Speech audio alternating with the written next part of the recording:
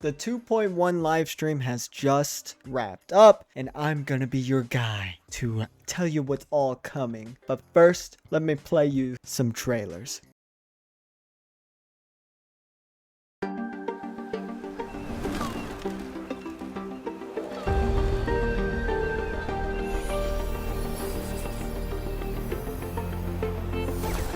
I've heard rumors that the Montelli Vault holds the most valuable treasure in all of Laguna. Aside from a handful of senior members of the Montelli family, no one knows the full layout of this vault? The device from Lady Carlotta should have top security clearance, so you'll be able to operate the train echo. We're stuck here for now, and the only way out is to get clearance from each of the depositories. That means going deeper into the vault. Oh, there you are. Oh, this echo seems to have a headache. I'm trying to help.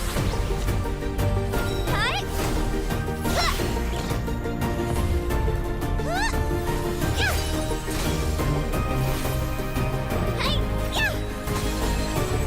In the name of Imperator, repent! Crystals, give me strength! May the Sentinel guide those who are lost. Exactly. If we want something from the sea, we have to offer something in return. So, Captain, ready for what comes next? More passion! Listen carefully. In the limelight!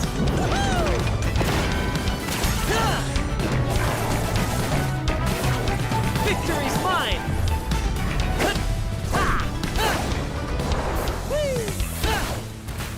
Keep the cheers coming!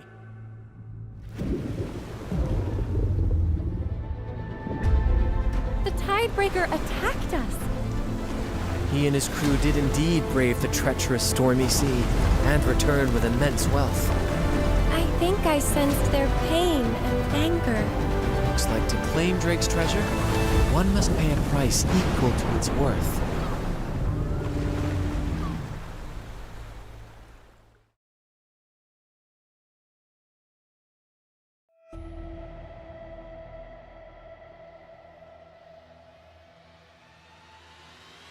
Reality beckons. Have you glimpsed the truth in this dream? But the third? I wait to see how you will rewrite it. The symphony between us has only just begun its overture. I suspect that the fish we saw earlier is connected to this siren. We'll give this performance the perfect finale! Excellent. Together we dive into the sea of ghosts. Keeping you safe is part of my job. I'm sorry. Come to me, mighty god killer. Yeah, looking good, right? Now let's get into it. So as you've probably noticed, we're going to be getting some new areas. First, we got the Rickley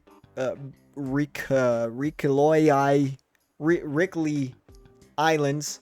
All right, this is going to involve a lot of fishing, a lot of boating around, and some, story content, of course. It looks very nice. Now, the other location actually involves the Montelli Vault. We're going to be going underground, and it looks pretty large and vast. Absolutely massive.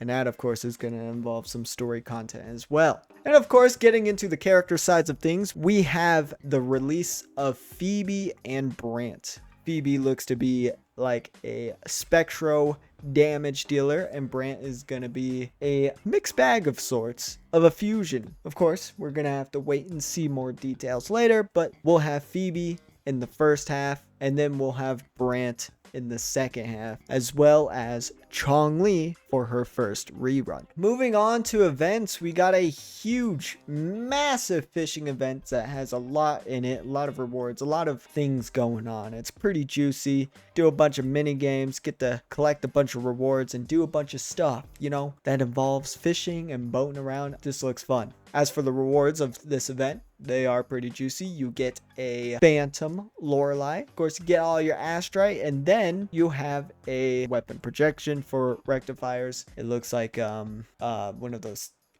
thingies. It's very light. I can't think. As stated earlier, you have the whole underground vault area. It's a whole quest, a whole new story thing. As for the rewards, one of the main takeaways is another Havoc Rover upgrade. Sick. Then we get a preview of a bunch of new echoes coming in, and they all look pretty neat. I love echoes in this game. I think echoes are really cool. Of course, not only are we getting main story content, we're also getting companion stories along with the new characters, so that's going to be absolutely massive as well. We have a new weekly combat gameplay. They say it's an expansion and upgrade to, the previous roguelike, Elusive Realm. Now, here is the more massive news. We get a new permanent challenge gameplay, a new endgame mode, Whimpering Wastes. Basically, you get tokens, do some things, challenge enemies across the three thingies, and then you get a bunch of rewards. Next up, we have a co-op overdash mode, parkour style event. You can do it with your friends and other randies. And as usual, we got the 7-day login event. Get some free pulls. We got an exploration event. And then we have Infinite Battle Simulation 2. And then Tactical Simulacra 3, which lets us fight the Hecate again. Or Hecate. And speaking of that thing, it gets a hologram boss. Moving on to the massive news. We have Echo presets, Echo loadouts.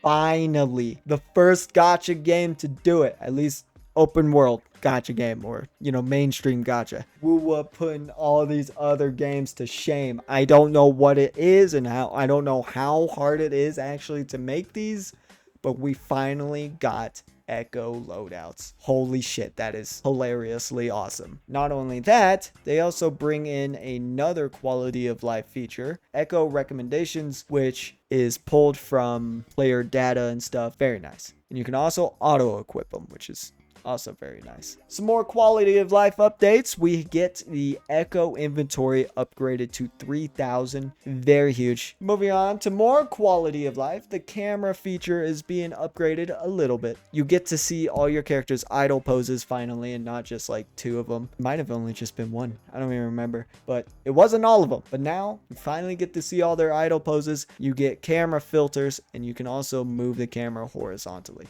Big improvement, although it's not the best. I want like a pause mode, a lot of freedom in it. A lot of people probably don't care, but I care, so I can make some thumbnails. That's really all it is. Big improvement overall. Moving on to another massive thing. Can't say it's quality of life. This is more quality of life for people who have a beefcake computer. Ray tracing is here. And boy, does it make the game look beautiful. Okay.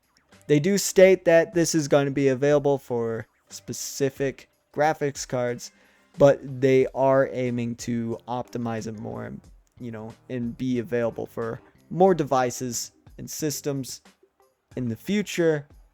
But so far, this looks amazing. The lighting looks incredibly awesome. The reflections are very nice, and dude, the colors change drastically here, and it just looks nice. Not only is this game beautiful already, but it's going to be even more beautifuler. That is massive. Moving on to some more news for my Mac players. The game will be coming out on the App Store on March 27th. Moving on to the merch side of things, we got some new juicy stuff.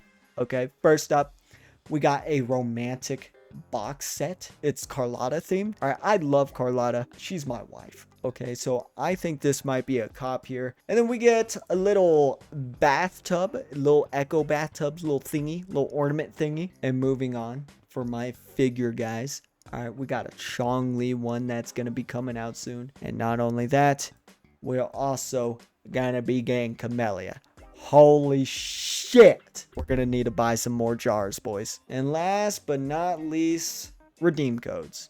All right, you get 300 Astrite in total, 100 each. Redeem them fast. All right, they're valid until the 9th of February. Overall, a really massive update. You've heard me say massive a massive amount of times. It's pretty packed. I won't lie, I'm very stoked. As you saw in the trailers earlier, we also got a preview at a bunch of new characters, which is very, very interesting. I didn't expect them to do little tease like that, but they did, and it's awesome. This game's cooking. Renacita's cooking. I love it. The game is in the best state it's ever been, and it's only gonna get better. 2.1 will be coming out on the 13th. Hope this video helped. See you guys in the next one.